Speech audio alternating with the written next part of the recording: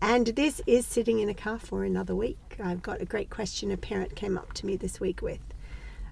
She has a 5-year-old, and this 5-year-old is now very interested in his genitals and is playing with his penis a lot in the public space of the house. And she is wondering what to do because she wants to teach him that in the culture that we live in, it's not socially acceptable to do that in public. But she doesn't want to create a sense of shame and embarrassment and fear around him being able to touch his genitals.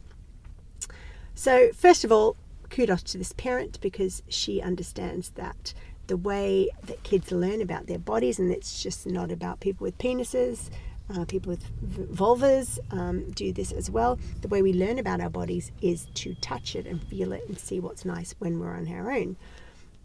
As a general rule, when kids are small, like this child is 5, we don't generally use the word masturbation. It's more sort of a genital exploration, which then probably ends up turning into masturbation as the kid gets older, but that's probably not really relevant at this point for the sake of this conversation. Okay, so we know touching is important and part of learning about our own bodies. Then the next issue in this situation is that she doesn't want to cause shame, and so she's wanting to know how to communicate with her kid. So the first thing that I say when I think about an experience like this is that this is an opportunity to practice consent. And when I'm talking about consent, I'm not just talking about teaching a kid to be able to stand up for what they need. I'm talking about how we as parents can demonstrate what consent looks like when we do it for ourselves. So in this instance, the mum is practicing consent because she is standing up for something she needs in an experience where someone else is not giving it to her, right?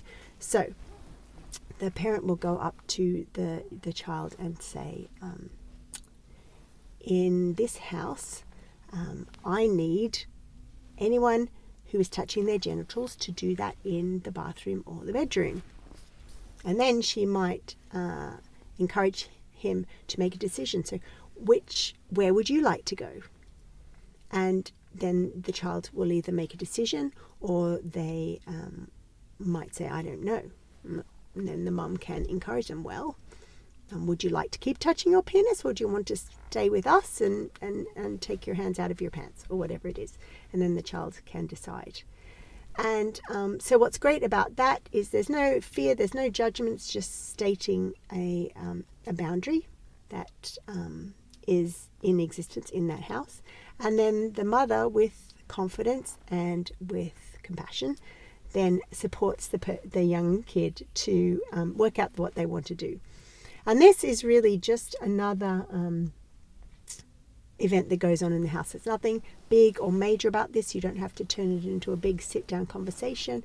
This is just, you just walk past your child, you notice what's going on, you get down to their level and you say, do you know, in our house, we only touch our genitals in the bathroom or in our bedroom, in a private place. Where would you like to touch your genitals? Okay, so it's just a statement of fact.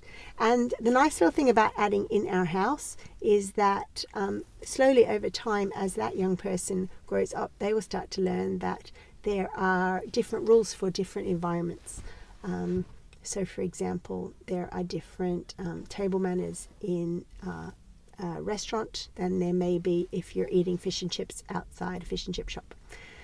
That's an example, and that same thing relates to sexuality. But I'm just highlighting that for you so you can see where we're going and why these small little add-ins to sentences can make a real difference. That's Sitting in a Car for this week, and I will see you again next week.